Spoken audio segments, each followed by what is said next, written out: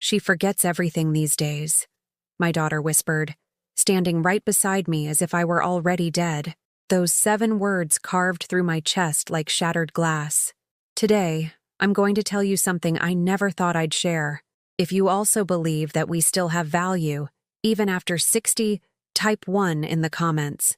And please, leave a like and subscribe. Let's show them we're strong together. The morning light filtered through my kitchen window in Chicago, casting long shadows across the same linoleum floor I'd walked for 32 years. My hands, weathered and spotted with age, trembled slightly as I arranged the good china, the wedding set I'd saved for special occasions that seemed to come less and less frequently. The floral pattern, once vibrant blues and yellows, had faded like so many things in my life, but I still handled each piece with the reverence of someone who remembered when it was new, when it represented hope for a future filled with family dinners and celebration. Sarah was coming for Sunday lunch with her husband Mark and their 2 children, Emma and Jake. At 73, these visits had become the highlights of my week, the moments I counted down to like a child waiting for Christmas morning. I'd spent the entire previous evening preparing her favorite pot roast, the recipe I'd perfected over decades of Sunday dinners when she was young, and still looked at me with eyes that held love instead of obligation. The kitchen still held the aroma of slow-cooked beef and vegetables, mingling with the scent of the apple pie cooling on the counter. The same recipe my mother had taught me in this very kitchen when I was barely 20 and newly married. I'd rolled the dough with the same wooden pin, crimped the edges with the same fork, and brushed the top with egg wash until it gleamed golden brown, just the way Sarah used to beg me to make it when she was 10 years old, and would stand on a chair beside me, flour dusting her dark hair as she helped me measure ingredients. My reflection caught in the chrome surface of the refrigerator, a woman I sometimes didn't recognize anymore. When had my hair become so thin and gray? When had these lines deepened around my eyes? The woman staring back at me wore a blue cardigan I'd owned for 15 years, its buttons slightly loose from countless washings, over a floral dress that had once been my favorite, but now hung differently on my shrinking frame. My wedding ring, worn smooth after 51 years of marriage until Harold passed 3 years ago, still caught the light when I moved my hands, a constant reminder of promises kept and love that had endured until death finally parted us. The house felt too large around me, every room echoing with memories of children's laughter and family gatherings that had gradually grown smaller and more infrequent.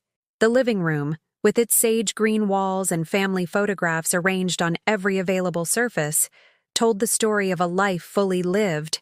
Sarah's graduation photos, wedding pictures, images of grandchildren taking their first steps, riding bicycles, blowing out birthday candles. But lately, those same photographs felt more like evidence of a past that everyone else had moved beyond, leaving me behind like an old piece of furniture that no longer matched the decor. I heard their car in the driveway at exactly 12:30.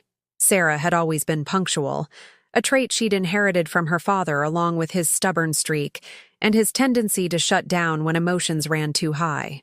Through the lace curtains Harold and I had chosen together in 1985, I watched them emerge from their silver SUV, Sarah looking polished and professional even on a Sunday, her blonde hair styled in the kind of sleek bob that required weekly salon visits I could no longer afford.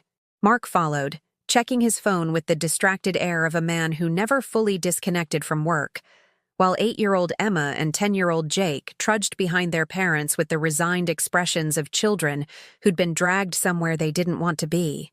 My heart fluttered with anticipation as I smoothed my dress and checked my appearance one final time in the hallway mirror.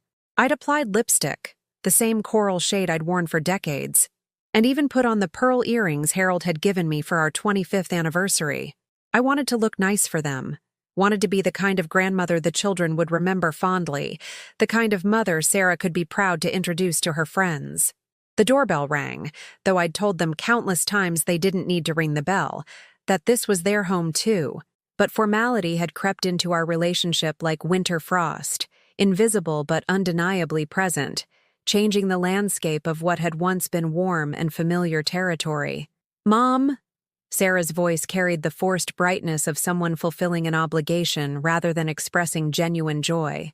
She stood in my doorway, wearing a cream-colored sweater that probably cost more than I spent on groceries in a month, her smile practiced and efficient. The kind she wore in the family Christmas photos that would be mailed to distant relatives as proof that we were all doing well, all living the American dream of success and happiness. I pulled her into a hug that she tolerated rather than returned, her body stiff against mine for the brief moment before she stepped back and ushered the children inside. Emma and Jake offered perfunctory hugs, their attention already wandering to the tablets they carried like security blankets. Their faces illuminated by whatever digital entertainment had captured their interest more thoroughly than their grandmother ever could. "Something smells wonderful," Mark said, though his eyes never left his phone screen.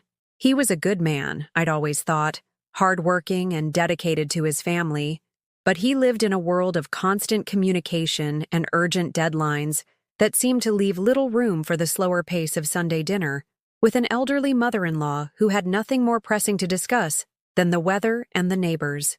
We settled around the dining room table I'd set with such care, the same mahogany table where Sarah had done her homework as a child, where Harold and I had paid bills and planned our modest vacations, where we'd celebrated every birthday and holiday for over 3 decades. The pot roast was perfect, tender and flavorful, accompanied by roasted carrots and potatoes that had caramelized to golden perfection. I served generous portions on the good plates, the ones with the gold rim that I rarely used anymore because there seemed so few occasions worthy of them. But something was wrong.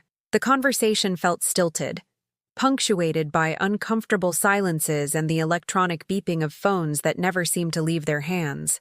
Sarah picked at her food, eating only a few bites of the meal I'd spent hours preparing. The children ate mechanically, their faces slack with boredom, occasionally asking if they could be excused to play their games. I tried to engage them with questions about school, about their friends, about their interests, but their responses were monosyllabic, delivered without eye contact, as if speaking to me required tremendous effort they could barely summon. Sarah seemed distracted, her gaze wandering around the room with the critical assessment of someone cataloging deficiencies, the wallpaper that needed updating, the carpet that showed its age, the furniture that had grown shabby over years of use. It was when I stood to clear the plates, my hands shaking slightly from arthritis that made every movement an act of will, that I heard the whispered conversation that would haunt me for weeks to come.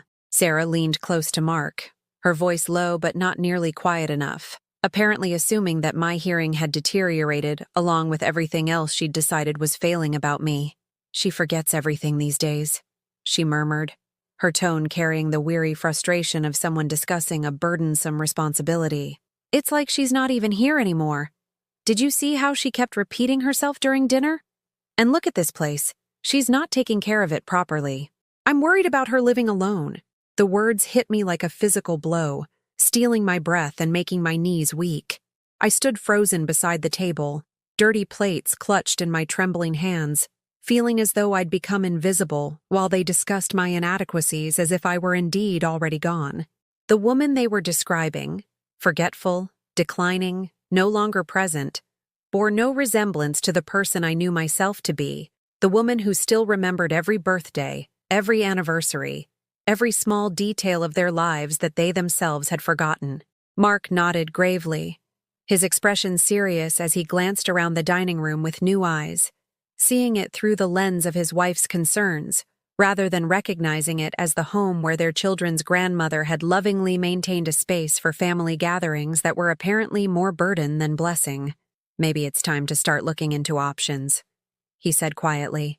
"Assisted living facilities, places where she'd have supervision, activities with people her own age." The plates slipped from my hands.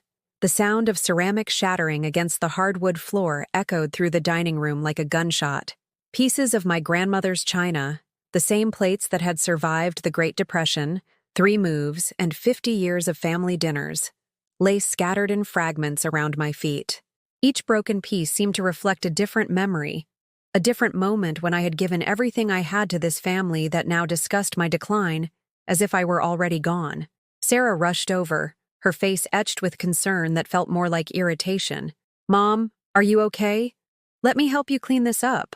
but her tone carried the exasperated patience of someone dealing with an increasingly difficult child, not the genuine worry of a daughter for her mother. "I'm fine," I whispered, though nothing about me felt fine. I knelt carefully, my arthritic knees protesting against the hardwood, and began gathering the larger pieces. Each fragment felt like a small death. These plates had served Christmas dinners, birthday celebrations, Sunday meals for 3 generations. Now they were just broken china, another casualty of my apparently failing grip on reality. "You should have asked for help carrying them," Sarah continued, already pulling out her phone to take a photo of the mess. "See? This is exactly what Mark and I were talking about. You're not steady on your feet anymore. What if you fall when no one's here to help you?" I wanted to scream that I wasn't unsteady, that I had carried thousands of plates in my lifetime without incident, that this was just an accident born of shock and heartbreak. Instead, I continued picking up pieces in silence while Mark corralled the children away from the broken ceramic and Sarah made clicking sounds with her tongue, the same disapproving noise she'd made as a teenager when I'd embarrassed her in front of her friends. That night, after they'd left with hurried goodbyes and promises to talk soon about getting you some help, I sat in Harold's old recliner, surrounded by photo albums I'd pulled from the hall closet. My hands traced over images that told the story of sacrifices no one remembered, of a woman who had built her entire life around the needs of others.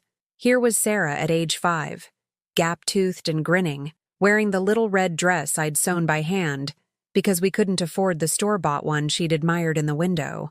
I'd worked by lamplight for weeks, my fingers cramped and bleeding from the needle, determined to make her something beautiful. She'd worn it to her kindergarten Christmas program and told everyone her mommy was the best seamstress in the whole world.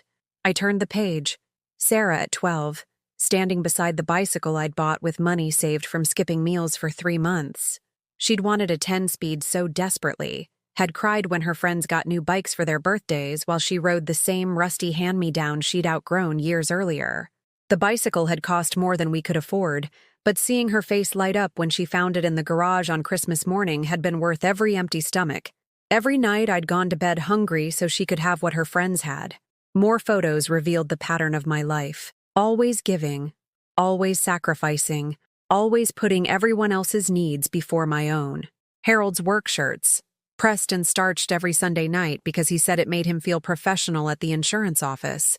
Sarah's school clothes, carefully mended and altered to look like new when money was too tight for shopping. The garden I'd maintained for 30 years, growing vegetables to stretch our grocery budget.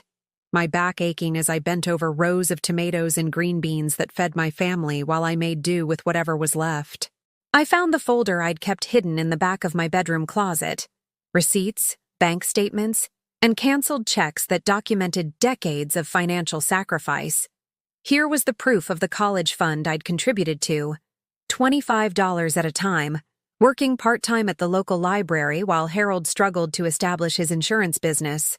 Here were the receipts for Sarah's wedding dress, the catering, the flowers, the photographer, expenses I'd covered by working double shifts at the nursing home, cleaning bedpans and changing sheets for elderly patients who reminded me daily how easily the roles could reverse. The wedding. God. The wedding. I pulled out the folder labeled Sarah's Wedding 2008 and felt my heart clench all over again. 15 years ago, but the memory was as sharp as broken glass. Sarah had been 28, radiant and demanding, with ideas about her perfect day that far exceeded what Mark's family could contribute and what Harold and I could afford. But she was our only child, our precious daughter. And the thought of her being disappointed on the most important day of her life was unbearable. I remembered the morning she'd called, sobbing because the flowers she'd wanted were $300 more than budgeted. "Mom, I can't have plastic flowers. What will people think? Mark's family is already judging us because we can't afford the country club." I'd hung up the phone and immediately called the florist, putting the difference on a credit card I'd promised Harold I'd only use for emergencies. Then came the dress crisis. The sample size was too small, and the alterations would cost nearly as much as the gown itself. Sarah had stood in that bridal shop trying not to cry, looking at herself in the mirror while the sales associate explained that custom sizing would take 4 additional weeks and cost $800 more. I'd pulled out my checkbook without hesitation, writing a check that I knew would bounce unless I worked every available shift at the nursing home for the next 2 months. And I had worked. God, how I had worked. 12-hour shifts wiping noses and changing adult diapers, my feet swelling in white shoes that pinched, my back screaming from lifting patients who outweighed me by 50 pounds. I'd come home exhausted, my uniform stained with things I didn't want to think about, my hands raw from industrial disinfectant, but I'd kept going because Sarah's happiness mattered more than my comfort. The reception venue had been another crisis. The place she'd originally booked had canceled at the last minute, and the only available alternative was $1,000 more expensive. I'd liquidated my small savings account, money I'd been putting aside for retirement, for the what-if emergencies that seemed to find us anyway, and handed it over with a smile, telling Sarah not to worry about anything except being beautiful on her special day. The memories cascaded through my mind like a waterfall of financial sacrifice and emotional labor. The rehearsal dinner I'd hosted in my backyard, cooking for 40 people with help from my sister Rose because catering was beyond our budget. The wedding cake I'd made myself, practicing the decorative roses for weeks until my hands could create them perfectly, because the bakery's estimate had made Harold turn pale. The champagne toast I'd funded with my emergency credit card because Sarah had her heart set on Dom Perignon, and I couldn't bear to tell her we'd settled for grocery store sparkling wine. But it wasn't just the money. It was the time, the energy, the emotional investment in someone else's dream. I'd spent 6 months planning that wedding, coordinating with vendors, addressing invitations by hand because hiring a calligrapher was another expense we couldn't afford. I'd sewn my own mother-of-the-bride dress, a simple navy blue creation that had taken me 3 weeks to complete because I'd had to work around my nursing home schedule. I remembered the morning of the wedding, standing in Sarah's childhood bedroom at 5 a.m., helping her into the dress that had cost more than I made in a month. She'd looked like a princess, her hair swept up in an elegant style that had required a 4-hour appointment at the salon, another expense I'd quietly covered. The makeup artist had worked magic, transforming my already beautiful daughter into something that belonged in a magazine. "Mom," she'd whispered, tears threatening to ruin her mascara. "I can't believe this day is finally here. You made it all perfect. You made me feel like the most important person in the world." I'd held her carefully, mindful of the delicate fabric and the hours of preparation, and told her that she was the most important person in my world, that her happiness was worth every sacrifice, every sleepless night, every sore muscle and empty bank account. The wedding had been beautiful. Sarah had glowed as she walked down the aisle, her dress trailing behind her like something from a fairy tale. Mark had cried when he saw her, and their vows had been heartfelt and genuine. The reception had been elegant, the food delicious, the music perfect. Everyone had complimented the flowers, the decorations, the attention to detail that had made the day feel magical, but the real cost had been invisible. The months of recovery as Harold and I paid off the credit cards, the years of delayed retirement contributions, the small luxuries we'd given up so Sarah could have her perfect day. I'd developed a chronic cough from the stress and overwork, and Harold had started having chest pains that he'd hidden from me until they'd become impossible to ignore. Yet watching Sarah dance with her new husband, seeing her surrounded by friends and family who celebrated her happiness, I'd felt it was all worth it. This was what mothers did. They sacrificed for their children's joy. They gave until it hurt, and they found fulfillment in knowing they'd made someone else's dreams come true. Now, 15 years later, sitting in my empty house with broken china at my feet, and my daughter's dismissive words echoing in my ears, I wondered if any of it had mattered.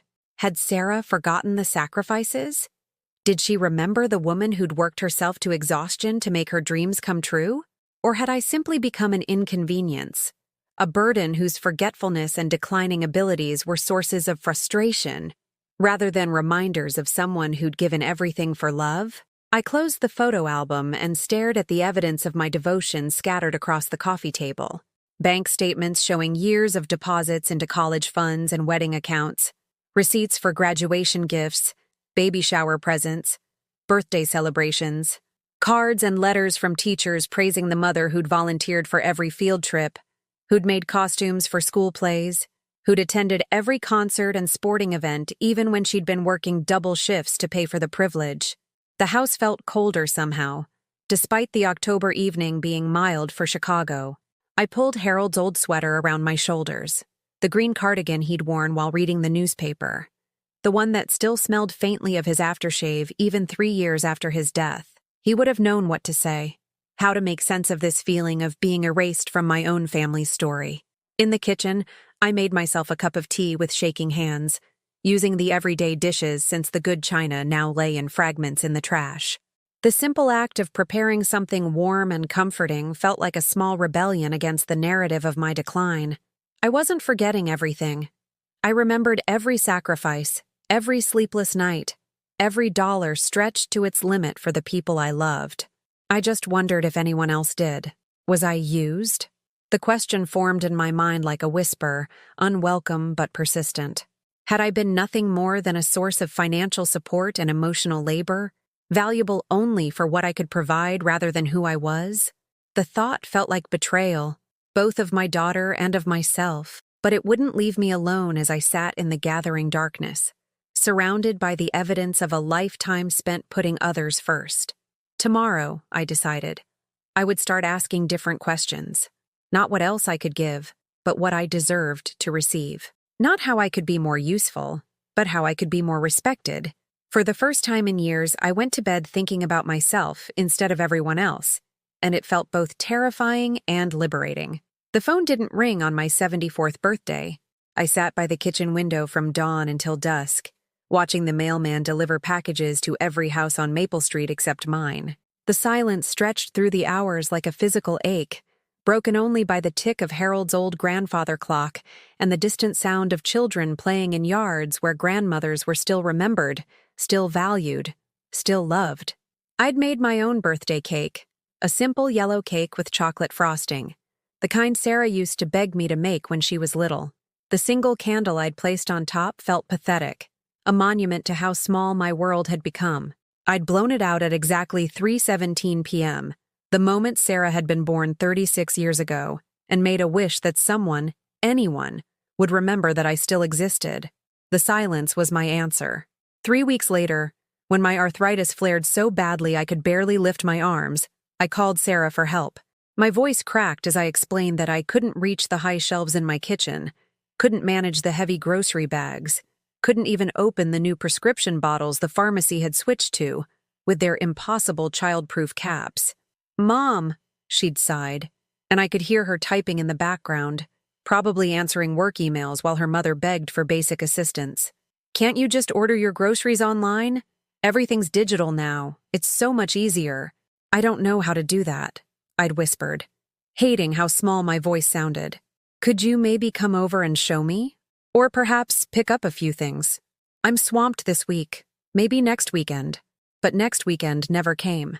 There was always something more important. Jake's soccer tournament, Emma's dance recital, Mark's work dinner, Sarah's book club.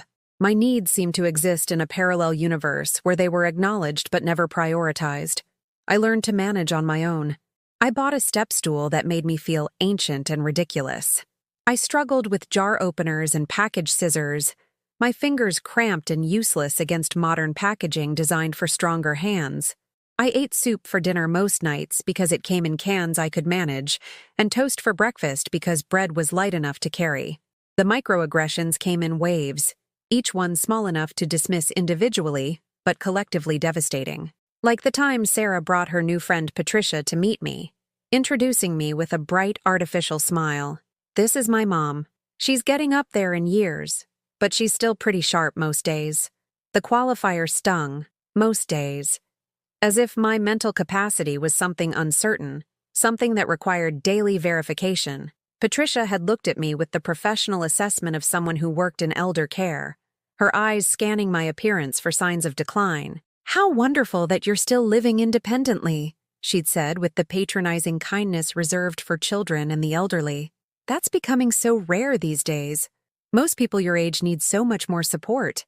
I'd smiled and served them tea with hands that shook slightly from arthritis, not dementia, while they discussed me in the third person as if I'd already left the room. Sarah had apologized for the condition of the house. A house that was spotlessly clean, but showed its age in ways I couldn't control without money I didn't have. The wallpaper Harold and I had chosen in 1987 was dated now, the carpet worn thin in pathways where love had walked for decades. The worst part was how they'd examined my medication organizer on the kitchen counter, the plastic compartments that helped me keep track of my blood pressure pills and vitamins. "She's very organized about her medications," Sarah had explained to Patricia, as if this was evidence of decline rather than responsibility. "We worry about her managing all this alone." After they left, I'd thrown the pill organizer in the trash, then retrieved it 20 minutes later because I actually did need it to remember which pills I'd taken. The irony wasn't lost on me. My anger at being treated like I was losing my memory had nearly caused me to actually forget my medication. Christmas that year was another lesson in how invisible I'd become. Sarah's family opened presents in my living room while I sat in Harold's old chair, forgotten in the corner like a piece of furniture. The gifts I'd spent months saving for, a dollhouse for Emma that had taken half my monthly Social Security check, a gaming system for Jake that I'd bought on layaway, paying $20 at a time, were unwrapped with polite thank yous before being immediately overshadowed by the expensive electronics Mark's parents had provided. I watched Emma play with the dollhouse for exactly 7 minutes before abandoning it for her new tablet. Jake never even opened the games I'd carefully selected after asking the teenage clerk at the electronics store what 10-year-old boys liked these days. My gifts became background props in someone else's celebration. The gift exchange revealed another painful truth. Sarah gave me a generic gift set, hand lotion and soap in a basket that still had the clearance sticker partially scraped off. The kind of present you grab at the last minute for someone you're obligated to acknowledge, but don't really know anymore. Meanwhile, she'd given Mark's mother a beautiful scarf and jewelry set, items chosen with thought and care. "I wasn't sure what you needed," Sarah had said when she noticed my expression. "You're so hard to shop for, Mom. You never want anything, but I did want things." I wanted someone to notice that I'd lost 15 pounds because groceries had become a choice between food and heating bills. I wanted someone to see that I was wearing the same 3 sweaters in rotation because I couldn't afford new clothes. I wanted someone to ask about my life, my thoughts, my dreams, beyond just checking whether I was still competent enough to live alone. The spring brought a new humiliation when Sarah announced she was planning a family vacation to Florida. "We need some time to reconnect as a family," she'd explained over the phone, and the exclusion was so complete I wasn't even considered worth mentioning. "The kids are so stressed with school, and Mark's been working such long hours. We found this amazing resort with activities for everyone." "That sounds lovely," I'd managed, though my voice betrayed the hurt I was trying to hide. "When are you leaving?" "Next month. We'll be gone for a week. I hope you'll be okay on your own." "I hope you'll be okay on your own." As if my existence was something to be endured rather than cherished. As if my ability to survive their absence was a favor I was granting them rather than evidence of the independence they claimed to worry about. They posted pictures on Facebook. Sarah had helped me set up an account years ago so I could stay connected with the family. The photos showed them laughing on beaches I'd never see, eating at restaurants I couldn't afford, creating memories that would become family stories told for years to come, stories I would never be part of. I commented on every photo, "You all look so happy," and "What a beautiful sunset," and "I love seeing you having fun." My likes and comments went unacknowledged. Digital versions of my voice calling into a void that swallowed my words without echo. The isolation grew deeper when Harold's sister Rose, my last connection to the life I'd built, moved into assisted living 3 states away. Her children had made the decision without consulting her, just as Sarah was beginning to suggest for me. Rose called me crying the night before they moved her. "They're treating me like I'm already dead, Margaret," she sobbed through the phone. 50 years in this house, and they're selling it without even asking what I want to keep. They've decided I'm too old to make my own decisions." I comforted her while my own fear grew. Was this my future? Being managed and moved and medicated into compliance by children who saw burden instead of the women who'd given them life? The phone calls with Rose became my lifeline, our conversations the only place where I felt seen and heard. But even those grew infrequent as her new reality consumed her days with scheduled activities and communal meals, and the kind of forced socialization that substituted for genuine connection. By summer, I'd started talking to myself, not from confusion or mental decline, but from desperate loneliness. I'd narrate my activities as if someone was listening. Now I'm going to make some tea, or let me see what's happening in the garden. The sound of my own voice had become necessary proof that I still existed, that my thoughts and observations still mattered, even if no one else cared to hear them. The mailman, Jerry, became my most consistent social interaction. He'd been delivering to our neighborhood for 12 years, and he remembered when Harold was alive, when our house hosted birthday parties and holiday gatherings. Now he'd linger a moment longer, asking about my health or commenting on the weather, and I'd treasure these brief exchanges like precious gifts. "You take care of yourself, Mrs. Peterson," he'd say, and the simple kindness in his voice sometimes made me cry after he'd moved on to the next house. A stranger showed more concern for my well-being than my own daughter. The cognitive dissonance was maddening. Sarah would call occasionally, always hurried, always distracted, asking the same perfunctory questions. "Are you eating? Are you taking your medications? Are you feeling okay?" But when I tried to answer with anything beyond yes and fine, I could hear her attention drifting. My actual experiences, my thoughts and feelings, and the rich inner life I still maintained had become irrelevant details in the story of my managed decline. The breaking point came on a sweltering August afternoon when my air conditioning unit broke down. I called Sarah in desperation, my voice shaking from heat and panic. The temperature in the house had climbed to 89 degrees, and my medication specifically warned against exposure to extreme heat. "Can you maybe come over?" I'd asked. "Or help me call a repair service? I don't know who to trust, and I'm afraid they'll take advantage." "Mom, I'm in the middle of Emma's birthday party planning. Can't you just open some windows? Use a fan? It's not that hot." But it was that hot.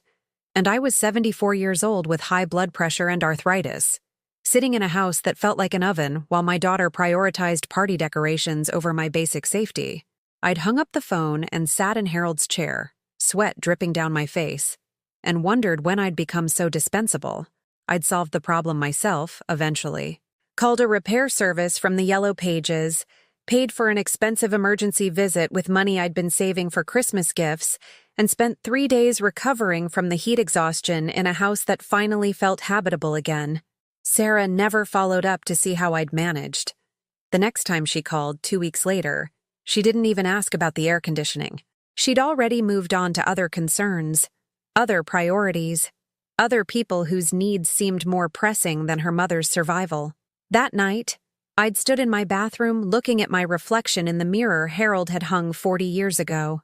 The woman staring back looked tired, smaller somehow, as if I was slowly disappearing even from myself. My gray hair hung limp in the humidity, my face pale from staying indoors to avoid the heat. But my eyes, those were still mine, still sharp, still intelligent, still holding all the love and wisdom and experience that apparently no longer mattered to anyone. I touched my own face, tracing the lines that told the story of my life, laugh lines from years of joy, worry lines from decades of caring for others, the soft wrinkles around my eyes that spoke of countless smiles and too many tears. "I'm still here," I whispered to my reflection. "I'm still here." But I was beginning to wonder if anyone else could see me at all. The letter arrived on a Tuesday morning in September, crisp and official-looking, with the return address of Meadowbrook Senior Living printed in elegant script across expensive letterhead. My hands trembled as I opened it, though not from age or infirmity, from the slow-burning rage that had been building in my chest for months. "Dear Mrs. Peterson," it began in the impersonal tone of a form letter. "Thank you for your interest in our assisted living community. We have received your application and would like to schedule a tour at your earliest convenience." I stared at the words until they blurred together. An application. Someone had submitted an application on my behalf.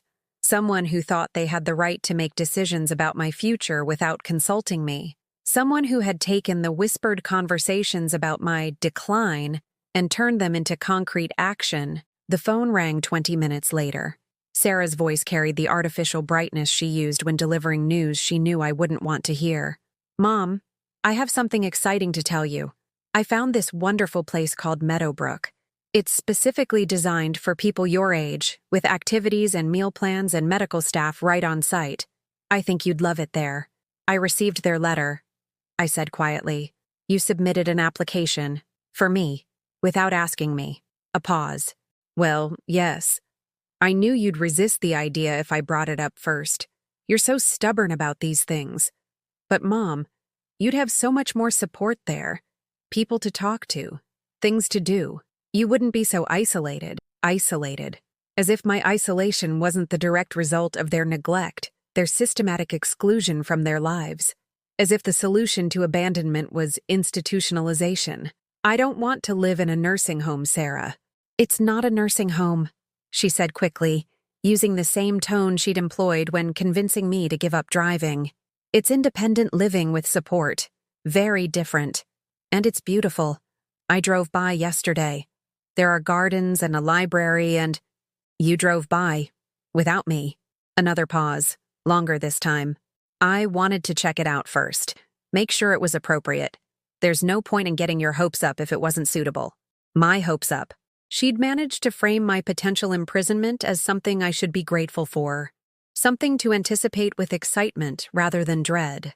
The manipulation was so smooth, so practiced, that I wondered how many other decisions about my life had been made in parking lots and phone calls that didn't include me. I'm not ready for that, Sarah. I'm perfectly capable of living in my own home. Are you, though? The question hung in the air like an accusation. Mom, you fell last month trying to change a light bulb. Your arthritis is getting worse. The house is too big for you to maintain properly. And what if something happens? What if you have a medical emergency and no one finds you for days? Each concern was valid on its surface, but together they formed a narrative of incompetence that didn't match my reality. Yes, I'd stumbled while changing a bulb, but I'd caught myself. Yes, my arthritis was challenging, but it wasn't debilitating. Yes, the house required maintenance, but it was my house, filled with 50 years of memories and the life I'd built with Harold. I'll think about it, I said, because arguing felt futile. But I want to see other options. And I want to make the decision myself. Of course! Sarah's relief was audible. Of course you'll make the decision. We just want what's best for you. But what was best for me, I was beginning to understand, had very little to do with what was convenient for them. The confrontation I'd been dreading came 2 weeks later, when Sarah arrived unannounced with a manila folder thick with brochures and paperwork. She'd brought Mark this time, and their united front felt like an intervention rather than a family discussion. We've been looking at several facilities, Mark began, spreading glossy brochures across my dining room table like a real estate agent presenting options. Meadowbrook is our top choice, but there are backup options if the waiting list is too long. Waiting list. They'd progressed from considering to planning to assuming. My input had become a formality in decisions about my own life. The cost isn't insignificant, Sarah added, pulling out a financial worksheet that made my stomach clench. But if we sell the house, there should be enough equity to cover the monthly fees for several years. Maybe longer if we're careful with investments. Sell the house. Our house. The place where Harold and I had made love and raised our daughter and celebrated every Christmas morning for 3 decades. The kitchen where I'd taught Sarah to bake. The garden where she'd taken her first steps. The living room where we'd watched her grow from child to woman to mother herself. This is my home, I said quietly. It's just a house, Mom, Sarah replied with the casual dismissiveness of someone who'd never been forced to give up everything that defined them. Houses are just buildings. What matters is that you're safe and happy. Just a house. I looked around the dining room where we sat, seeing Harold's careful craftsmanship in the crown molding he'd installed himself, remembering the weekend we'd painted these walls together, arguing playfully about whether the color was sage green or eucalyptus.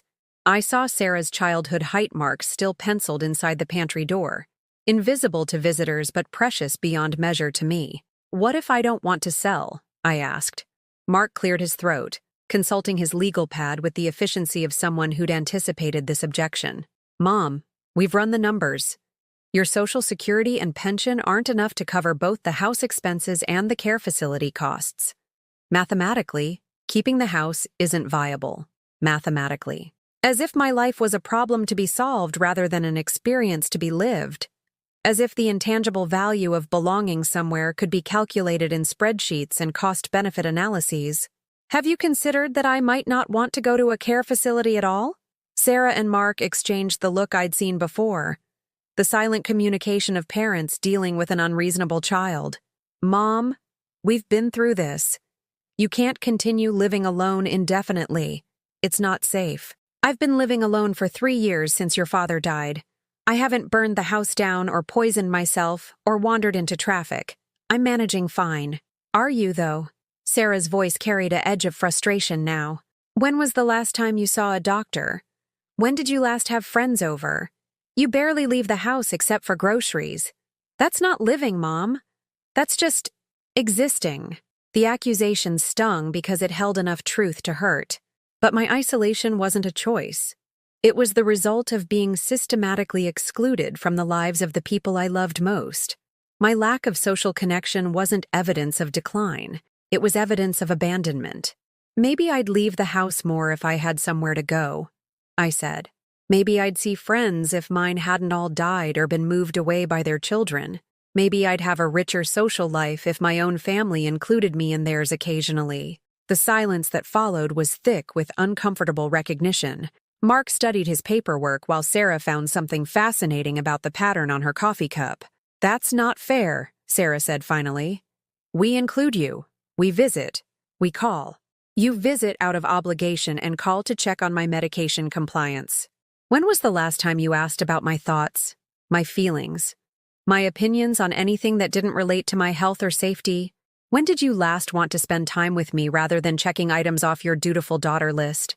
That's not... We love you, Mom. I know you love me, I said. And I meant it. But you don't respect me. You don't see me as a person with autonomy and preferences and the right to make my own choices. You see me as a problem to be managed. Mark closed his folder with a soft snap. We're trying to help you, Mom. We're trying to make sure you're taken care of. No, I said, my voice steadier than it had been in months. You're trying to make sure you don't have to worry about me anymore. There's a difference. The next few minutes were a blur of hurt feelings and defensive explanations. Sarah cried, which she'd always done when confronted with uncomfortable truths. Mark tried to mediate with facts and figures, as if emotional problems could be solved through better data analysis. I sat in my chair, Harold's chair, and felt something fundamental shifting inside me. For the first time in years, I'd said no. I'd pushed back against the narrative of my incompetence and their authority to override my choices. It felt terrifying and exhilarating and completely foreign. After they left, with promises to revisit the conversation when emotions weren't running so high, I sat in the sudden silence of my house and tried to process what had happened. I'd challenged their assumptions about my capabilities and their right to make decisions for me. I'd articulated feelings I hadn't even fully acknowledged to myself. And they'd responded exactly as I'd feared, with disappointment, frustration, and the patient condescension of adults dealing with a difficult elderly relative who wasn't being reasonable about her own best interests. That evening, Emma called. My 10-year-old granddaughter's voice was hesitant, clearly coached. Grandma? Mommy said you don't want to move to the pretty place with the gardens. She said you want to stay in your big house all by yourself. The manipulation was breathtaking. They'd enlisted a child to apply emotional pressure, framing my desire for independence as selfishness that was hurting the people who loved me. I love my house, sweetheart, I said carefully. It's where all my memories with Grandpa live. It's where your mommy grew up. It's special to me. But wouldn't you like to have friends to play with? Mommy says there are lots of nice people there who would like you. Play with. As if I was a child who needed playmates rather than an adult who'd earned the right to choose her own companions and living situation. I might like that someday, I said. But right now, I'm happy where I am. Mommy's worried about you being lonely. There it was. The emotional blackmail delivered in an innocent voice. If I insisted on staying in my home, I was causing my daughter worry. If I prioritized my own autonomy, I was being selfish and difficult. After Emma hung up, I made myself a cup of tea and sat in my kitchen, looking out at the garden Harold and I had planted together 40 years ago. The roses were still blooming, defiant against the coming winter, their red petals bright against the fading green of October. I thought about what Sarah had said about friends and social connection. She wasn't entirely wrong. I was lonely. But loneliness wasn't the same thing as incompetence. And isolation wasn't evidence of inability to live independently. For the first time in months, I reached for my address book and found Rose's number at her assisted living facility. When she answered, her voice carried the hollow quality of someone who'd given up fighting. "They moved me to a different room last week," she said without preamble. "Smaller. They said I didn't need as much space since I don't have visitors. They've decided I'm antisocial because I don't participate in their group activities." "Are you happy there?" I asked. A long pause. Happy isn't the right word. Safe, I suppose. Managed. Everything is decided for me. When I eat, what I eat. When I sleep, when I take medication. It's like being a child again, except without the possibility of growing up. After we hung up, I sat in Harold's chair and made a decision that felt like stepping off a cliff. I wasn't going to Meadowbrook or anywhere else they chose for me. I was going to fight for my right to live in my own home, to make my own choices, to maintain whatever dignity and autonomy I had left. If that made me difficult, so be it. I was done being manageable. Monday morning brought an unfamiliar sensation, the absence of dread. For the first time in months, I woke up without the crushing weight of expectations, without the endless mental list of ways I needed to prove my competence to children who had already decided I was failing. The October sun streamed through my bedroom curtains, painting golden rectangles across the hardwood floor Harold had refinished during our second year in the house. I made my decision over coffee and toast, sitting at the kitchen table where I'd eaten breakfast alone for 3 years, but somehow felt less lonely than I had in recent memory. The letter from Meadowbrook Senior Living sat beside my plate, unopened follow-up correspondence that assumed my eventual compliance. I picked up my pen, the same blue ballpoint I'd used to write grocery lists and birthday cards for decades, and wrote across the envelope in clear, firm letters, "Return to sender. Services not requested." It felt like signing a declaration of independence. The first concrete action came that afternoon when I called Dr. Martinez, my physician for over 15 years. Sarah had been pressuring me to get a cognitive assessment, her words delivered with the false concern of someone who'd already decided what the results should show. But if I was going to be evaluated, it would be on my terms, by a doctor who knew me as more than a collection of symptoms and potential liabilities. "Mrs. Peterson," Dr. Martinez said warmly when I was shown into her office. "It's good to see you. How have you been managing since Harold's passing?" "Better than my daughter thinks," I replied, and found myself smiling at my own honesty. She's concerned about my memory, my ability to live independently. She wants me to move to assisted living. Dr. Martinez nodded thoughtfully, her dark eyes kind but professional. She was perhaps 50, young enough to have elderly parents of her own, old enough to understand the complexities of aging in a culture that confused independence with recklessness. "And how do you feel about your memory, your daily functioning?" For the next hour, I submitted to tests I could have passed in my sleep. Name the president, count backwards from 100 by sevens, remember 3 words and repeat them after a 5-minute delay. Draw a clock showing 3:15. Explain the meaning of common proverbs. Each task felt insultingly simple, designed for people whose minds had genuinely deteriorated rather than women whose families had simply decided they were inconvenient. "Your cognitive function is completely normal for your age," Dr. Martinez said finally, making notes in my chart. "Your recall is actually quite good. Your reasoning skills are intact. There's no medical evidence to support concerns about your ability to live independently." I felt something loosen in my chest, a knot of anxiety I hadn't realized I'd been carrying. "Could you put that in writing?" She smiled. "I'll prepare a formal assessment for your records. And Mrs. Peterson? Trust your instincts about your own life. You know yourself better than anyone else does." The document arrived 3 days later, official and unambiguous. Patient demonstrates excellent cognitive function and decision-making capacity. No medical contraindications to independent living. I made copies and tucked them away like ammunition for the battles I knew were coming. My second act of rebellion was smaller, but somehow more meaningful. I drove to the farmer's market downtown, something I hadn't done since Harold died. Not because I couldn't, but because Sarah had convinced me it was too much trouble and not worth the risk of navigating city traffic. The Honda started without complaint, and my hands remembered the familiar weight of the steering wheel, the comfortable routine of checking mirrors and signaling turns.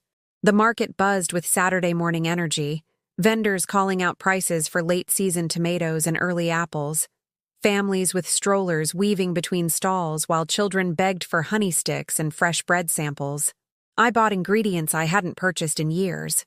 Good cheese, locally made pasta, wine from a vineyard 2 hours south that Harold and I had visited during our last anniversary trip.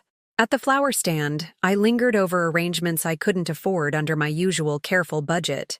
But today felt different, as if I was shopping for a woman I was just beginning to remember rather than the diminished version my family saw. I chose a bouquet of orange and gold chrysanthemums, autumn flowers that would brighten my kitchen table for no one's benefit but my own. Special occasion? The vendor asked, a woman about my age with soil under her fingernails and laugh lines around her eyes. Yes, I said, surprising myself. I'm celebrating my independence. She grinned and added extra flowers to my bundle. Good for you. Independence is worth celebrating at any age. The drive home felt like a victory lap. I had navigated traffic, made purchases, engaged with strangers, and accomplished everything I'd set out to do without assistance or supervision. The evidence sat in shopping bags on my passenger seat, proof that I was still capable of living my own life. That evening, I cooked for myself, not the simple meals of survival I'd been preparing for months, but a real dinner worthy of my good dishes. I set the table with Harold's grandmother's china, lit candles I'd been saving for company that never came, and poured myself a glass of wine. The chrysanthemums glowed in the candlelight, and the pasta I'd made from scratch tasted like a small victory. The phone rang during dessert. Store-bought ice cream I was eating from a crystal bowl because I deserved beautiful things, even when no one was watching. Sarah's voice carried the edge of controlled panic. Mom, Mrs. Henderson next door called. She said she saw you driving today. Where did you go? Why didn't you call me? What if something had happened? Mrs. Henderson, my busybody neighbor who'd apparently been recruited as a surveillance system. I felt a flash of anger at the violation of privacy, the assumption that my comings and goings required monitoring and approval. I went to the farmer's market, I said calmly. I bought groceries and flowers. It was lovely. You drove downtown? Mom, we've talked about this. City driving is dangerous. There are too many variables, too much traffic. What if you'd gotten confused? I didn't get confused. I've been driving for 55 years, Sarah. I think I can manage a trip to the market. But what if you had? What if you'd gotten lost or hurt, or what if an asteroid hit the Earth? We can't live our lives preparing for every possible disaster. The silence that followed felt charged with frustration. When Sarah spoke again, her voice carried the strained patience of someone dealing with an unreasonable child. We just worry about you. Is that so wrong? The question was designed to make me feel guilty for wanting autonomy, for causing concern by living my life. But I was beginning to recognize the manipulation hidden in expressions of love, the way worry could be weaponized to control behavior. Worry is normal, I said. Using worry to restrict my freedom is not. We're not restricting anything. We're just trying to keep you safe. Safe from what? From living? From making my own choices? From having experiences that might involve minimal risk? Another pause. Mom, you're being unreasonable. There it was. The accusation that my desire for independence was somehow irrational, that my resistance to their management was evidence of decline rather than strength. I saw Dr. Martinez this week, I said. She did a complete cognitive assessment. I'm functioning normally for my age. Better than normally, actually. That's wonderful, Mom. But Sarah's voice held surprise rather than relief, as if my competence was unexpected rather than hoped for. But physical health and mental acuity aren't the only considerations.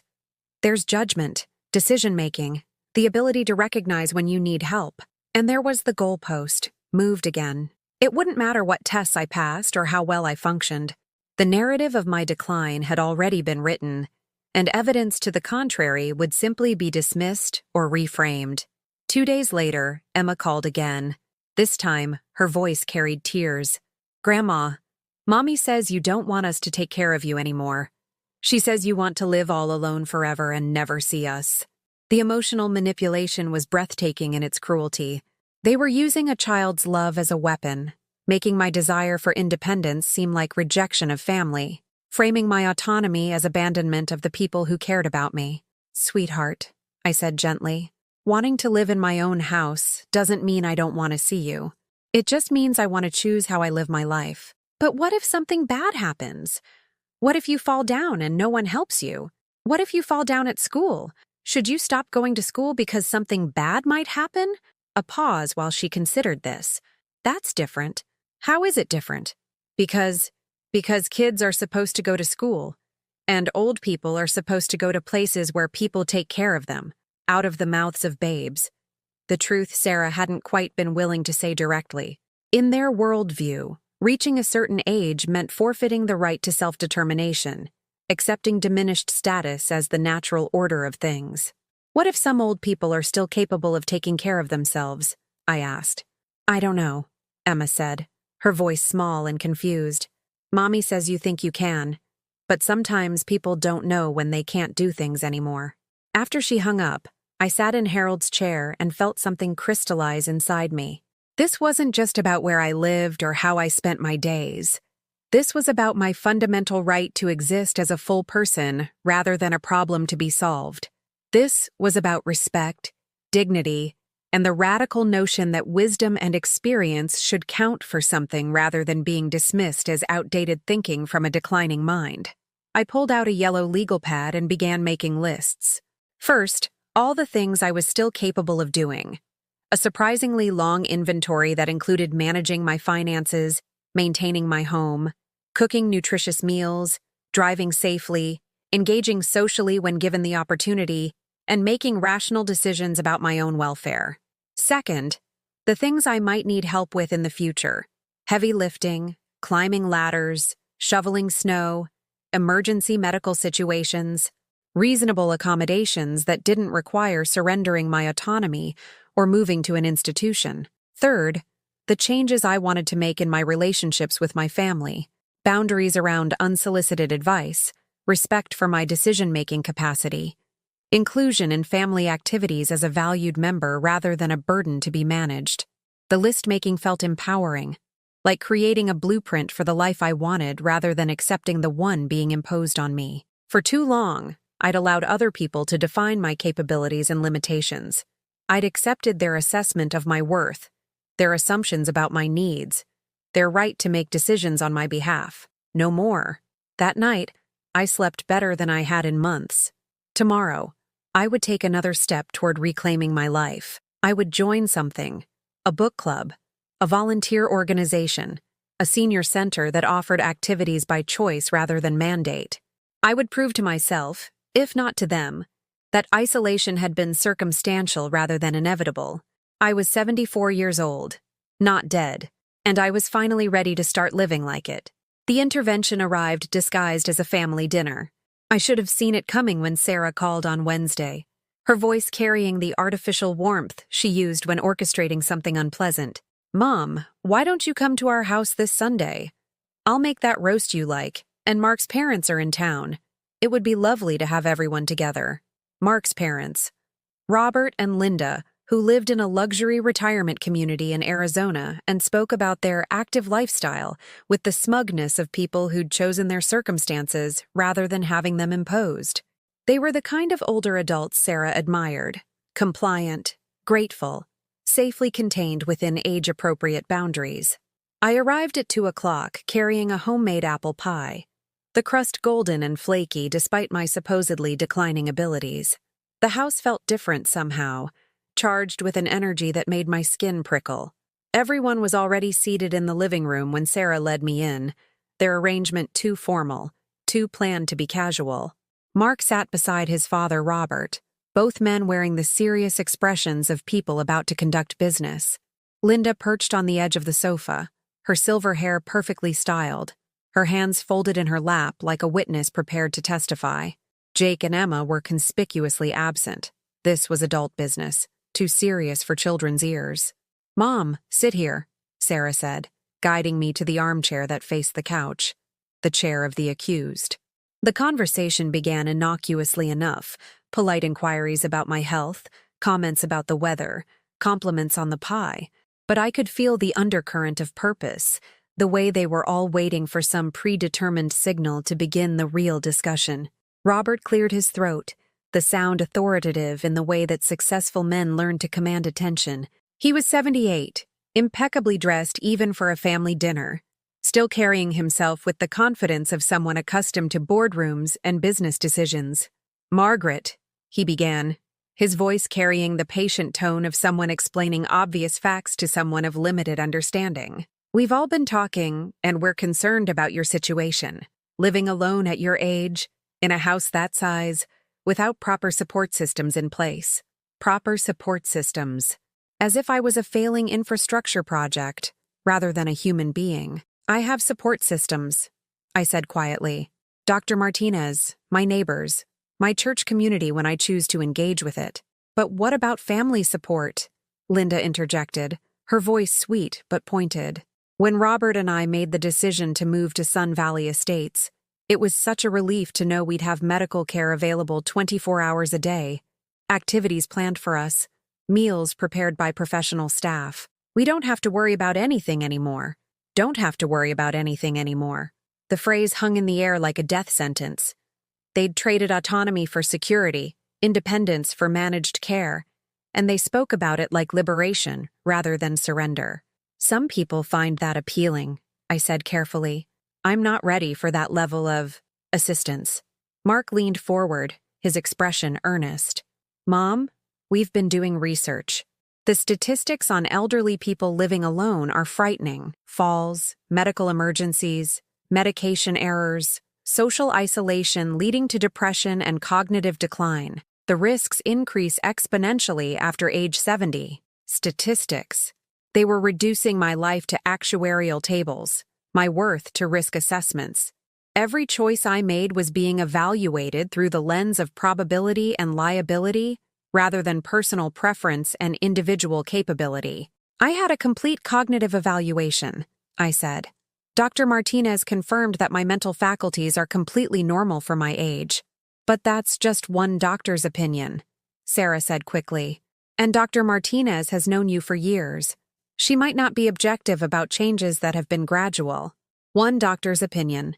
My physician of 15 years, who'd seen me through Harold's illness and death, who knew my medical history and my baseline functioning, had been dismissed as potentially biased.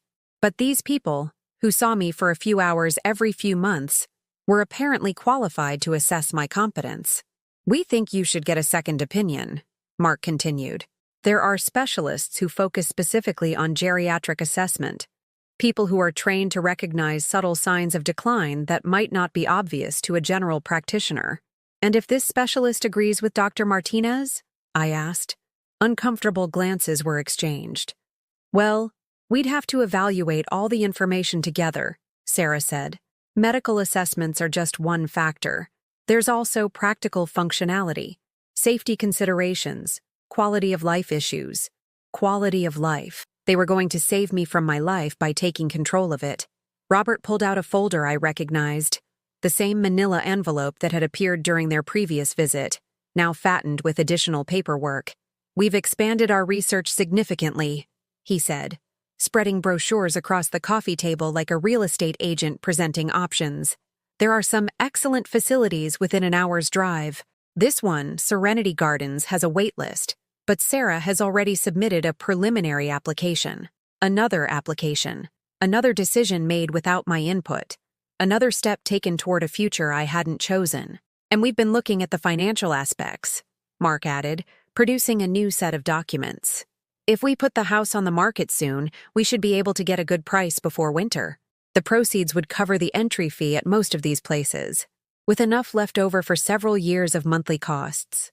Put the house on the market soon." They'd moved from suggestion to planning to implementation. My home was being discussed like a commodity to be liquidated. My future residence already selected. My compliance assumed. "I haven't agreed to any of this," I said, my voice stronger than I felt. "Mom, Sarah's tone carried the exasperated patience of someone dealing with an unreasonable child. "You're not thinking clearly about this. You're letting emotion cloud your judgment." "What emotion would that be?" "The emotion of wanting to live in my own home. The emotion of preferring independence to institutionalization." "Fear," Linda said gently, as if she was delivering a diagnosis. "Fear of change, fear of admitting that you need help. It's very common at your age." When Robert and I were making our decision, I fought it too. But once we made the transition, I wondered why we'd waited so long. Fear. They'd medicalized my resistance, pathologized my autonomy. My desire to maintain control over my own life had been reframed as a psychological disorder requiring treatment. "I'm not afraid of change," I said.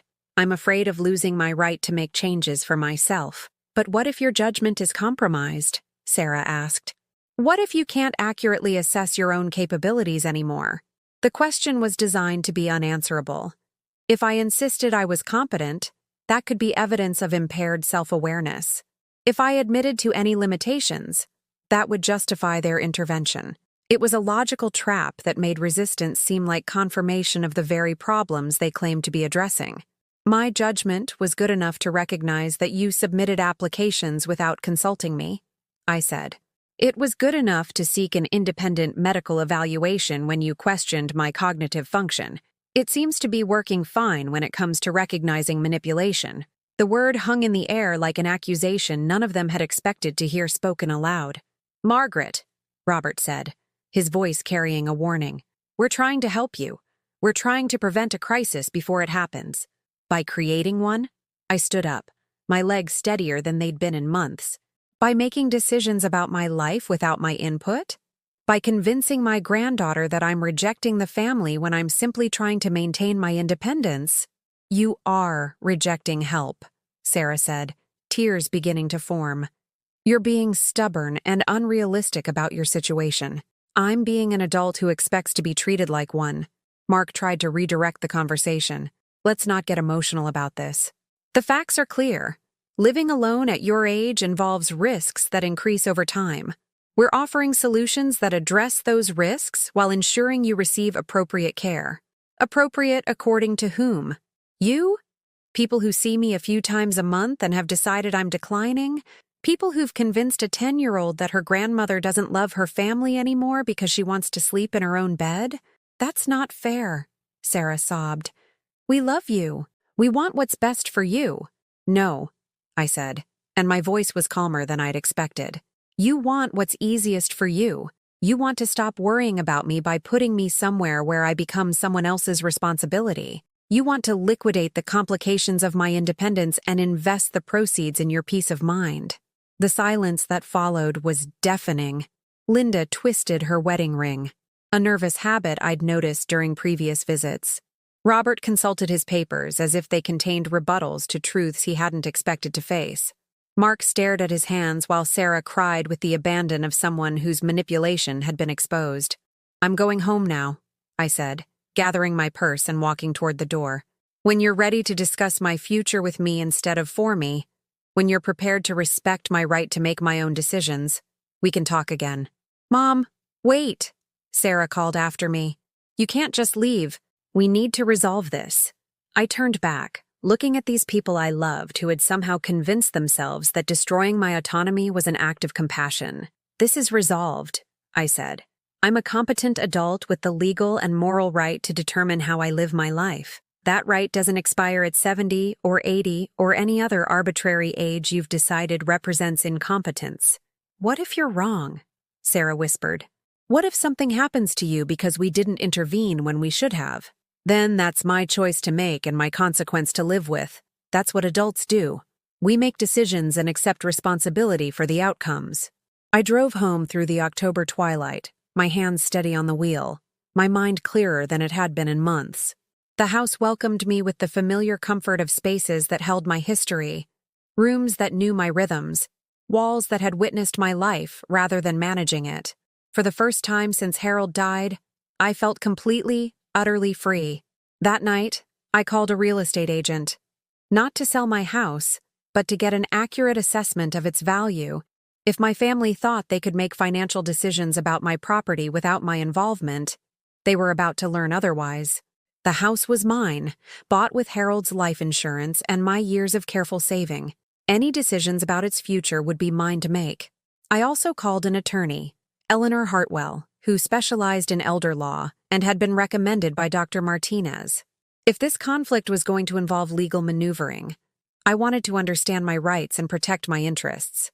Tomorrow, I would take the most decisive action of my new independence. I would change my will, update my power of attorney documents, and ensure that my assets and my autonomy were protected from people who loved me enough to destroy my freedom for my own good.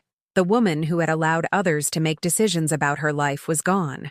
In her place stood someone I was just beginning to recognize. Someone who valued respect more than peace, independence more than security, and dignity more than the approval of people who had forgotten that love should empower rather than control. I was no longer interested in being manageable. I was interested in being free.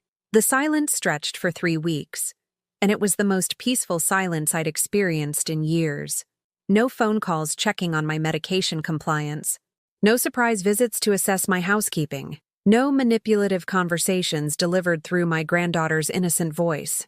For the first time since Harold's death, I woke each morning without the weight of other people's expectations pressing down on my chest like a stone. I discovered what my days could look like when they belonged entirely to me.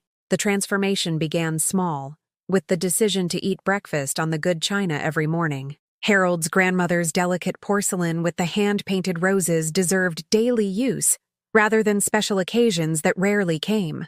I brewed real coffee in the French press we'd received as a wedding gift, but had rarely used because it seemed too fancy for everyday life. I set my kitchen table as if expecting honored guests, then honored myself by sitting down to eat without rushing, without apologizing for taking time to enjoy simple pleasures. The legal consultation with Eleanor Hartwell had been revelatory. A sharp woman in her 60s with silver hair and intelligent eyes, she'd listened to my story without the patronizing sympathy I'd grown to expect from professionals who dealt with elderly clients. "Your cognitive assessment from Dr. Martinez is excellent documentation," she'd said, reviewing the paperwork I'd brought. "But even without it, you have the presumption of competence until proven otherwise. Your daughter cannot force you into care facilities or make financial decisions about your property without a court declaring you incompetent, which would require substantial evidence of impairment." The relief I felt was profound.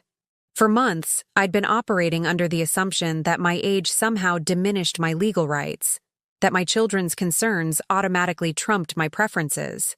Learning that my autonomy was protected by law felt like discovering I had powers I'd forgotten I possessed. "What about my will and power of attorney documents?" I'd asked. "We should review and possibly update them," Eleanor had said. "If you're concerned about family members using medical or financial power of attorney in ways that contradict your wishes, we can create very specific directives that protect your interests while you're still capable of making your own decisions." That afternoon, I'd signed new documents that reflected my actual wishes rather than assumptions about what elderly people should want. My power of attorney for health care specified that I wanted to remain in my home as long as medically possible. My financial power of attorney included restrictions that prevented anyone from selling my house or moving my assets without my explicit written consent, even if I became temporarily incapacitated. Most importantly, I'd added a provision that any decisions about my living situation must be made in consultation with Dr. Martinez and Eleanor Hartwell, not just family members who might have their own interests to consider. The house began to feel different as I reclaimed it from the narrative of decline that had been imposed upon it. I hired a teenager from down the street to help with the heavier cleaning tasks. Not because I couldn't manage them, but because I chose to spend my energy on things that brought me more joy than scrubbing floors. Marcus was 16, saving money for a car, and grateful for the work. He cleaned my gutters, washed my windows, and helped me rearrange furniture so I could access everything I needed more easily. But unlike my family's help, his assistance was collaborative rather than condescending. He asked how I wanted things done rather than telling me what I needed. "Mrs. Peterson," he said one afternoon as we worked together in the garden, "my grandma says you used to throw the best block parties when I was little. She misses those block parties." I'd forgotten about the annual summer gatherings Harold and I had hosted for nearly 20 years, when our backyard had filled with neighbors and children, and the kind of community celebration that seemed impossible now. We'd strung lights between the oak trees, set up tables groaning with potluck dishes, and created space for people to connect across generations and backgrounds. Why did we stop having them? I asked, though I knew the answer. Harold's illness, then his death, then the gradual isolation that came from being treated like someone whose social contributions were no longer valuable. Maybe we could have one again, Marcus suggested with the optimism of someone too young to understand why adults made things complicated. I bet people would love it. Everyone's always saying the neighborhood isn't as friendly as it used to be. The idea took root and grew like a flower I'd forgotten I'd planted. Why couldn't I host a gathering? What was stopping me except the assumption that elderly widows didn't initiate social events? That my role was to wait for inclusion rather than creating it myself? I started planning with the methodical attention to detail that had made my original parties memorable. I walked the neighborhood, introducing myself to new residents and reconnecting with longtime neighbors who'd somehow become strangers over the past few years. I discovered that Mrs. Chen from 3 houses down was a retired teacher who missed having students to mentor. I learned that the young couple next door had been wanting to meet more neighbors but felt shy about making the first move. Each conversation reminded me of skills I'd forgotten I possessed. I was good at bringing people together, at creating welcoming spaces, at making others feel valued and included. These abilities hadn't disappeared with age. They'd simply been buried under messages about my declining relevance. The party planning gave me a reason to wear my good jewelry again, to style my hair, to choose clothes that made me feel attractive rather than merely appropriate. I'd been dressing like someone in decline, choosing comfort over confidence, as if looking my best was somehow inappropriate for a woman my age. I bought a new dress for the party. Nothing extravagant, but something that fit properly and flattered my figure rather than hiding it. The sales clerk, a woman perhaps 30 years younger, complimented my choice with genuine enthusiasm. "That color is perfect on you," she said. "You have such beautiful eyes. Are you shopping for something special?" "I'm throwing a party," I said, and realized it was the first time in years I'd spoken about my social life with pride rather than apologology. The neighborhood gathering took place on a crisp Saturday in early November. My backyard transformed with string lights and tables borrowed from the church. I'd worried that no one would come, that 3 years of invisibility had made me forgettable. Instead, 37 people showed up, bringing dishes and drinks and genuine excitement about reconnecting with community. Mrs. Chen brought homemade dumplings and stories about her teaching career that had the young parents hanging on every word. The couple next door contributed a playlist of music that spanned generations, creating a soundtrack that pleased teenagers and retirees alike. Marcus helped me serve food and drinks, treating me like a respected hostess rather than someone who needed supervision. But the most meaningful moment came when my next-door neighbor, Janet, pulled me aside as the evening was winding down. "Margaret," she said, "I've been wanting to tell you how much I admire what you're doing, standing up for yourself with your family, choosing to live on your own terms. My mother went through something similar, and she didn't have your strength. She let them move her to a facility where she was miserable for the last 5 years of her life. I'd never thought of my choices as particularly brave, but Janet's words helped me see my situation differently. I wasn't just refusing to be managed. I was modeling what it looked like to age with dignity and autonomy intact. The party's success led to other invitations. Mrs. Chen asked if I'd like to join her book club, 8 women who met monthly to discuss literature and life over wine and cheese. The young mother from across the street wondered if I'd be interested in babysitting occasionally. Not because I needed the money, but because her children loved talking to adults who had time to really listen. I said yes to everything. After years of having my world contract, I was expanding it again through my own choices, rather than waiting for others to include me. The book club became a monthly highlight, introducing me to contemporary novels I'd never have discovered on my own, and reconnecting me with the pleasure of analytical discussion. These women, ranging in age from 45 to 82, treated my opinions as valuable contributions rather than quaint observations from someone whose intellectual relevance had expired. Babysitting little Sophie and David reminded me of skills I'd honed raising Sarah, but had rarely been asked to use with my own grandchildren. Their parents, Tom and Lisa, appreciated my old-fashioned attention to bedtime stories and homemade snacks.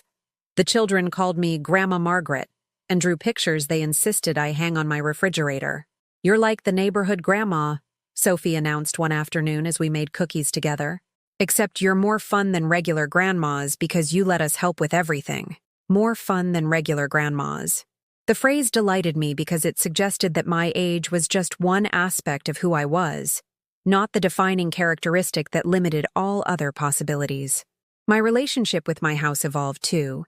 Instead of seeing it as too large and demanding, I began viewing it as a canvas for the life I wanted to create. I converted Harold's old office into a reading room, complete with comfortable seating and better lighting. I set up the guest bedroom as a proper space for visitors, buying new linens and arranging fresh flowers because I intended to have guests again. The basement, which had become a storage space for items I couldn't bear to discard, became a project room where I could pursue hobbies I'd abandoned years ago. I found my sewing machine, still functional after decades of neglect, and began making quilts for the church's charity drive. I rediscovered my watercolor supplies and started painting again, filling canvases with scenes from my garden and memories of places Harold and I had traveled. Each creative project felt like reclaiming a piece of myself that had been buried under the narrative of decline. My hands remembered skills they'd learned decades ago. My eyes still appreciated color and composition. My mind still generated ideas worth expressing through art and craft. The phone finally rang on a Thursday evening in late November. Sarah's voice was smaller than I remembered, hesitant in a way that suggested she was unsure of her welcome. "Mom, I was wondering if we could talk." "Of course," I said, though I noticed I didn't immediately invite her over. The days of automatic accessibility were gone. My time and energy had become resources I allocated thoughtfully rather than surrendering on demand. "Could I come by this weekend? Maybe Saturday afternoon?" "Saturday afternoon would be fine," I said. "I have book club until 3. But any time after that works." Book club. I'd mentioned it naturally, without explanation or apology, letting her know that my life had structure and commitments that didn't revolve around her schedule or convenience.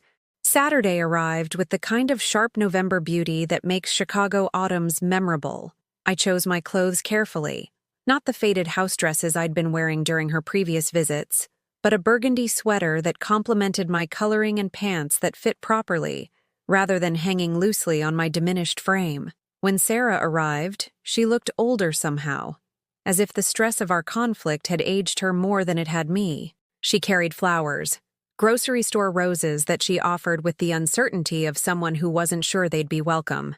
"Thank you," I said, accepting them graciously. "I'll put these in water. Would you like some coffee? I just made a fresh pot." We sat in my living room, but the dynamic felt different. She perched on the edge of the sofa like a visitor rather than someone who belonged, while I settled into Harold's chair with the confidence of someone in her own space. "Mom," she began, then stopped, seeming to struggle with words. "I've been thinking about what you said, about respect and maybe I was." "Were what?" I asked gently, but I didn't fill in her hesitation. This conversation needed to be one she chose to have rather than one I made easy for her. "Maybe I was treating you like you couldn't make your own decisions," she said finally. And maybe that wasn't fair. It wasn't a complete apology, but it was acknowledgement. And for the first time in months, I heard my daughter's voice rather than the voice of someone managing a problem.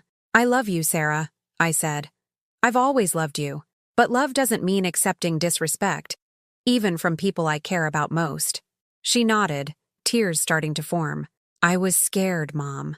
I was scared of something happening to you, of losing you like we lost Dad. And I thought if we could just put you somewhere safe, you'd lose me anyway," I said quietly. "Maybe not physically, but you'd lose the person I actually am in favor of some managed version that felt safer to you." We talked for 2 hours, honestly in a way we hadn't in years. I showed her my legal documents, my medical assessments, my financial plans that proved I was managing my life competently.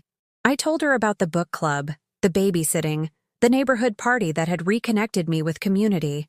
"You seem different," she said finally. "Stronger. Happier, maybe." "I am happier," I said, "because I'm living my own life again instead of the diminished version other people thought I should accept." When she left that evening, she hugged me with something that felt like genuine affection rather than obligatory duty. We'd made tentative plans for Thanksgiving dinner, at my house, with me cooking, because that's what I wanted, and I was finally in a position to express my preferences rather than accommodate everyone else's. That night, I sat in my garden despite the cold, wrapped in Harold's old coat, looking at the house where I'd chosen to continue living on my own terms. The windows glowed warmly, and I could see my artwork hanging on the walls, my books arranged on the shelves, my life arranged according to my own vision rather than someone else's fear. I was 74 years old, and I was finally becoming the woman I was meant to be, not despite my age, but because of everything my years had taught me about the difference between existing and living, between being managed and being free. 6 months later, I stood in my kitchen on a bright spring morning, watching my granddaughter Emma help me frost cupcakes for the neighborhood children's Easter egg hunt I was hosting in my backyard. Her small hands worked carefully with the pastry bag, her tongue poking out in concentration the same way her mother's used to when she was learning new skills. "Grandma Margaret," Emma said, looking up at me with frosting on her nose, "Mommy says you're the strongest person she knows now. What does that mean?" I paused in my own decorating, considering how to explain transformation to an 11-year-old who was witnessing the result without understanding the journey. "It means I remembered who I really am," I said simply. "Sometimes people forget that they're strong, especially when other people keep telling them they're getting weak. But you were always strong," Emma said with the matter-of-fact wisdom of children. "You just needed to show everyone else." Out of the mouths of babes. She was right, of course. The strength had always been there, buried under years of accepting other people's definitions of my worth, their assessments of my capabilities, their assumptions about what I should want and need at my age. The Easter egg hunt was my third neighborhood event, following the successful Thanksgiving potluck I'd hosted after reconciling with Sarah, and the winter solstice gathering that had become an unexpected tradition. Each celebration had grown larger as word spread about the widow on Maple Street, who created spaces where people felt genuinely welcome. I'd learned something profound about community in these months of reclaiming my life. People hungered for connection just as much as I did. The young families appreciated having an older neighbor who offered wisdom without judgment. The other seniors in the area found relief in spending time with someone who was aging actively rather than just gracefully declining. The teenagers discovered that not all elderly people lectured them about their music and fashion choices. My house had become a gathering place again, but on terms I chose rather than obligations I'd accepted. The guest room that I'd prepared optimistically months ago had hosted 3 visitors already. Rose, who'd come for a weekend visit and marveled at how different I seemed. My college roommate Patricia, whom I'd reconnected with through social media. And most surprisingly, Linda, Mark's mother, who'd called to ask if she could visit because she was reconsidering some choices about her own living situation. Linda's visit had been particularly meaningful. The woman who'd once lectured me about the benefits of managed care had arrived looking tired and older than her 76 years. "I keep thinking about what you said," she'd told me as we sat in my garden with our afternoon tea, "about trading autonomy for security. Robert and I have been at Sun Valley Estates for 2 years now, and I realize I haven't made a single meaningful decision about my daily life in all that time." She'd spent 3 days with me, observing how I managed my household, participated in community activities, and navigated the ordinary challenges of daily life with creativity rather than resignation. When she left, she'd asked for the name of my attorney. "I don't want to live somewhere that makes all my choices for me," she'd said. "I want to live somewhere that supports the choices I make for myself." 2 months later, Linda and Robert had moved to a condominium community in Arizona that offered services a la carte, rather than requiring total lifestyle management. Linda had called to thank me for modeling what independence could look like at any age. The transformation in my relationship with Sarah had been gradual but profound. Our monthly dinner dates had evolved from stiff attempts at reconciliation to genuine conversations between 2 adults who respected each other's perspectives. She'd stopped suggesting modifications to my lifestyle and started asking about my experiences, my opinions, my plans for the future. The change became most apparent during our April dinner when she arrived carrying a folder that made my stomach clench with familiar anxiety. But instead of more assisted living brochures, she pulled out travel magazines and cruise pamphlets. "Mom," she'd said with excitement I hadn't heard in her voice in years, "I've been thinking about what you said about Harold and your trips together. Mark and I want to plan a family vacation, but we want to include you this time. Really include you, not just invite you to something we've already decided."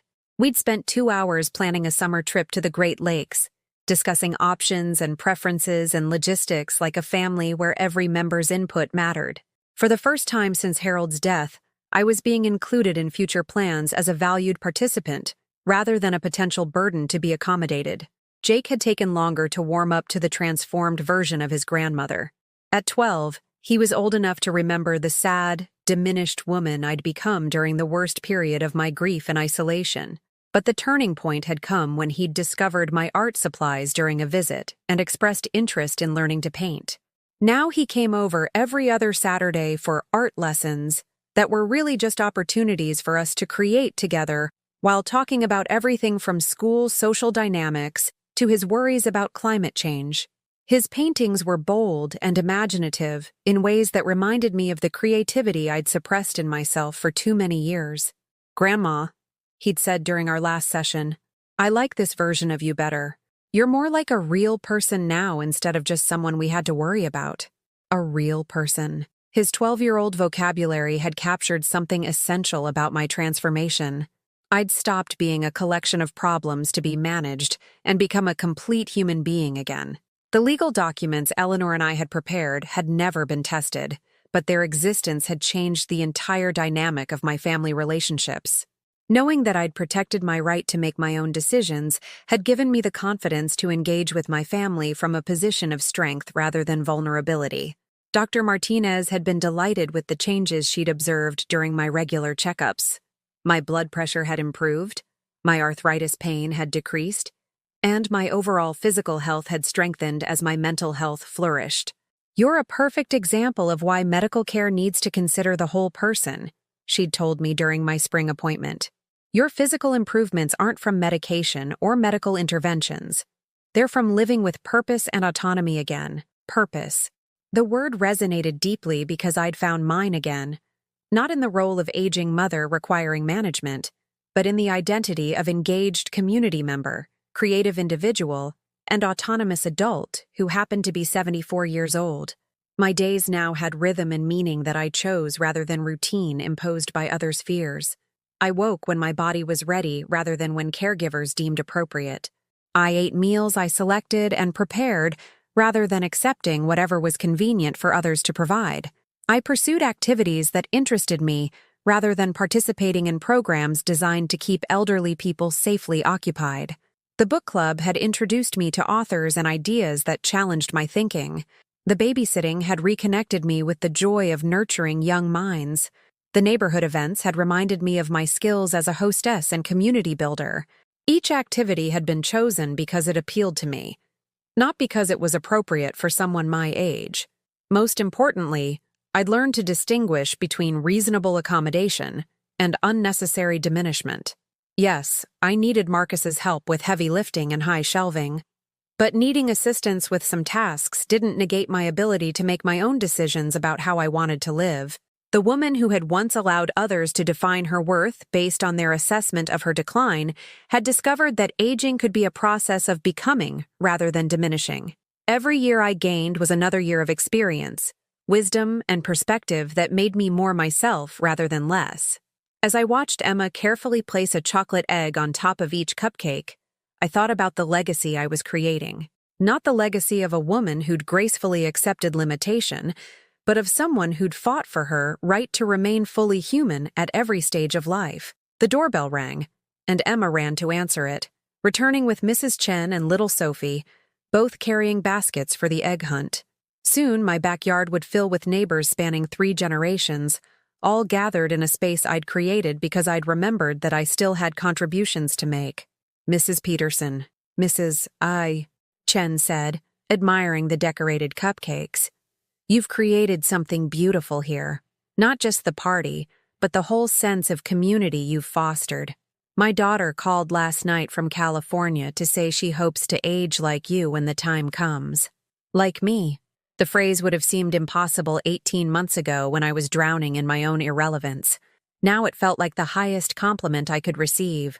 That evening, after the last child had found the last hidden egg and the final neighbor had helped carry dishes inside, I sat in Harold's chair with a cup of tea and reflected on the journey from invisible elderly woman to valued community member.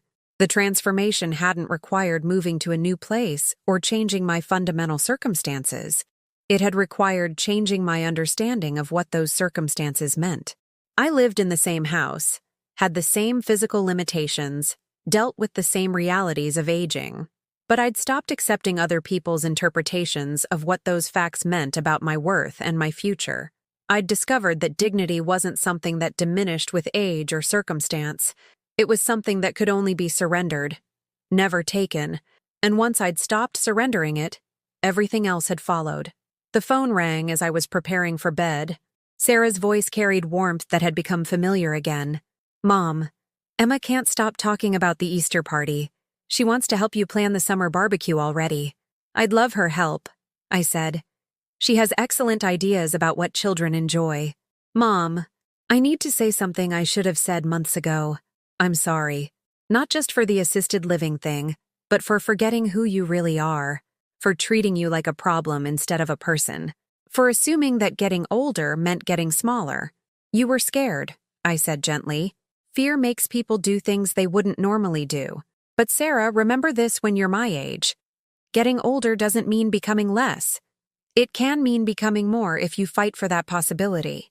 After we hung up, I walked through my house, turning off lights and checking locks, performing the ordinary rituals of someone settling in for the night in her own home. Each room held evidence of the life I'd rebuilt. Books I was reading, art I was creating, photographs of recent gatherings, plans for future projects. In my bedroom, I looked at myself in the mirror Harold had hung so many years ago. The face looking back showed every one of my 74 years, but it also showed something that had been missing for too long, the confidence of someone who knew her own worth. I was still the woman who had worked double shifts to pay for her daughter's wedding. I was still the woman who had sacrificed and served and given until it hurt. But I was also the woman who had finally learned that love shouldn't require the complete surrender of self. I was still the woman who had grieved her husband's death and felt lost in its aftermath. But I was also the woman who had discovered that endings could become beginnings if you had the courage to write a new chapter. I was still the woman whose family had tried to manage her decline.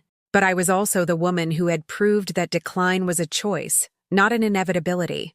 Tomorrow would bring new opportunities to choose growth over diminishment, engagement over isolation, purpose over mere existence. Tomorrow I would wake up in my own bed, in my own house, living my own life according to my own values and preferences.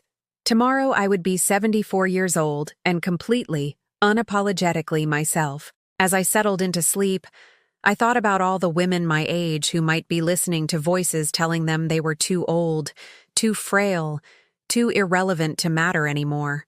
I thought about the message I wished I could send to every person who had been convinced that aging meant accepting less than they deserved. You are not too old to want respect. You are not too frail to demand dignity. You are not too irrelevant to insist on being heard. Your worth doesn't diminish with your age. Your right to autonomy doesn't expire when you turn 70. Your voice still matters. Your choices still count. Your life still belongs to you. Don't let anyone convince you that love requires surrender of self. Don't accept management in place of respect. Don't trade your identity for someone else's peace of mind. You are still here. Your story still matters. And sometimes, the greatest comeback is simply standing up and saying, "I am not forgotten, because I refuse to forget myself." Have you ever felt invisible in your own life? Or do you know someone who has been convinced that their age makes them less valuable? Tell me in the comments about a time when you or someone you love had to fight for the right to remain fully human. If this story touched you, please leave a like and subscribe to this channel. These messages need to reach the people who need to hear them most. The people who are being told they're too old to matter when they're actually just getting started on becoming who they were always meant to be.